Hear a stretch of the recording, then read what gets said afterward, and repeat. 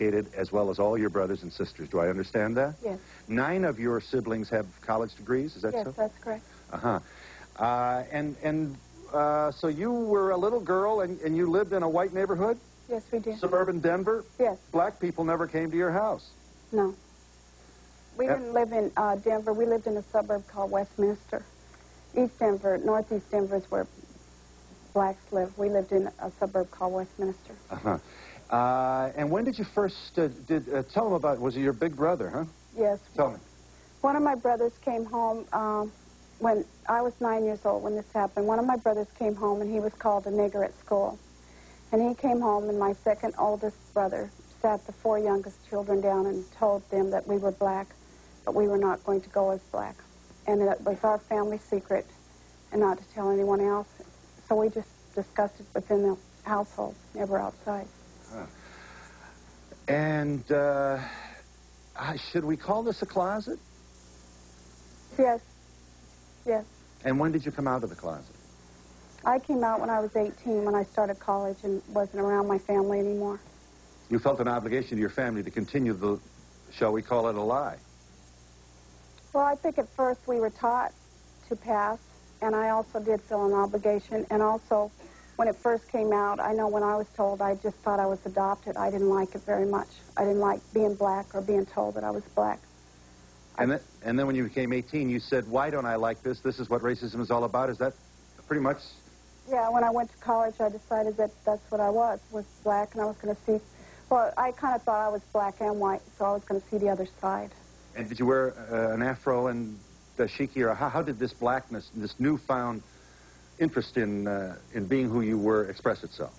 Well, first I tried to be political. I tried to join the Black Student Union. I could not. The blacks would not let me join. So the only way I first came out as black is by dating black men. That's where I first started getting the culture and learning about it.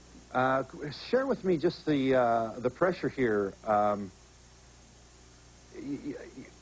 Being black means a certain signature, a visible persona.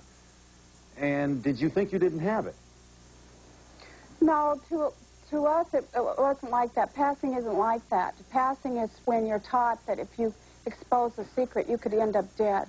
My mother told me and other people in the family, she taught us in her own way that if we exposed ourselves, that we could lose our lives behind it. She told a story about one of my sisters is dead, and we would ask, how did Octavia die?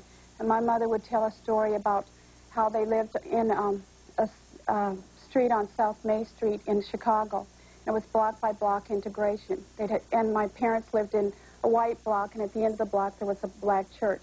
Well, they were going as whites, and the way my mother told it is that some people found out that we were black. They broke out the window. My sister, who was premature, died of pneumonia. So when she told that story, it wasn't to say, you know, what it said to me as a child is that if the secret got out, that we could end up dead. That's the way I took it as a child. But my mom, sometimes I think it really bothered her to pass. It bothered her a lot.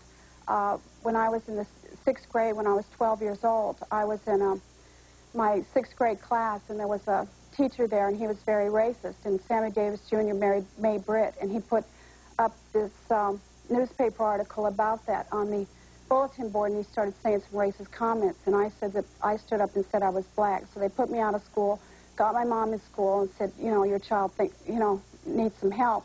And my mother stood up and said, you know, that we were black, and she got that teacher expelled. So there was a lot of times my mom seemed like when I couldn't keep the secret, she seemed to support me in it. So I think it always really bothered her to pass. And where are you now with this, what shall we call it, dual identity? Tell me your... I don't have a dual identity. I have 2 parents, and both of them are light-skinned blacks. And I know my history well enough. I don't have an identity problem. I am black. My consciousness is black. My concerns are about black issues and about black people. I have no problem with being black. I'm not multiracial. I'm not mixed. I'm black. Black and black makes black. So I don't have a problem with it. All right.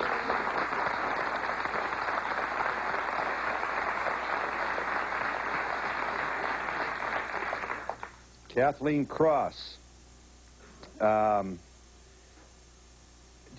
You didn't try to pass. Never have. My mother, my story is almost the exact opposite of hers because my mother is white and my father is black. But my mother raised me in the black community so that most of my role models, all the people that I loved, everyone was black. And right now are black. It's not a denial of my whiteness, but it's an acceptance of my blackness and who I am and who I've always been. You say all your mannerisms and experiences are from the black experience. I won't say all because I don't think that's true. I think I have gotten a lot of my mannerisms come from my mother. I say things and I've had things pointed out to me like I say I'm going to do my laundry, and that's my mother, and that's not a black term to say I'm going to do my laundry. But a lot of who I am and most of my mannerisms and who I am, the music I listen to. And, you know, I talked about that in the article that I wrote, that I do not adopt white culture as my own. And a lot of white people, I'm sure there are people in the audience who think, white culture, what's that? But if you're black, you know there's a difference between black culture and white culture. And you've been, certainly you've had a front row seat to racism against black people. Oh, certainly.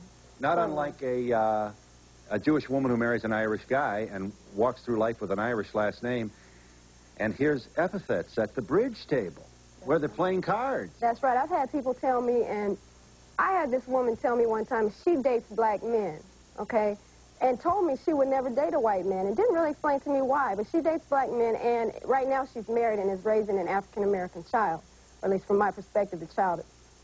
She thinks the child is mixed, and that's a whole new race.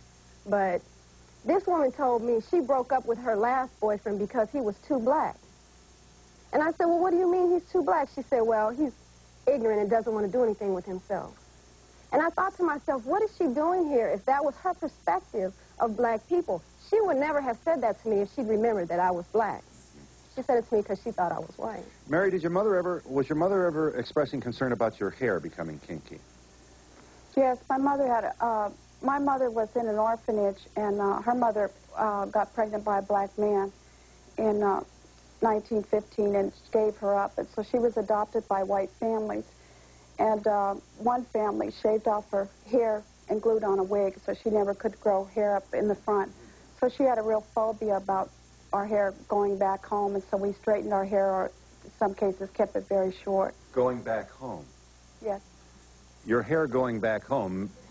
That's what she said. It's a euphemism for... That's her term. Using, becoming Negro-like. Right. What did she say? Mat it? Straighten it? What'd she say? She'd say, straighten it. Your hair is going back home. So we'd kind of have a straightening party. Everybody straighten their hair. Yeah.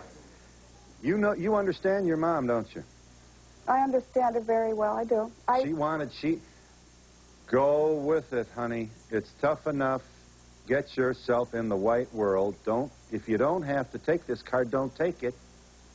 My parents were realistic. There is racism. There was racism in 1990, whether people want to talk about it or not. My parents were realistic. It's easier in employment, in housing, in education to go as white. They wanted their kids to make it. They wanted their kids to survive. They wanted their kids to have an easier life. And I don't down my parents for that. What I down is this society still today is the way that it is, racist, and doesn't want to talk about it, and doesn't want to deal with it, and doesn't want to tell the truth.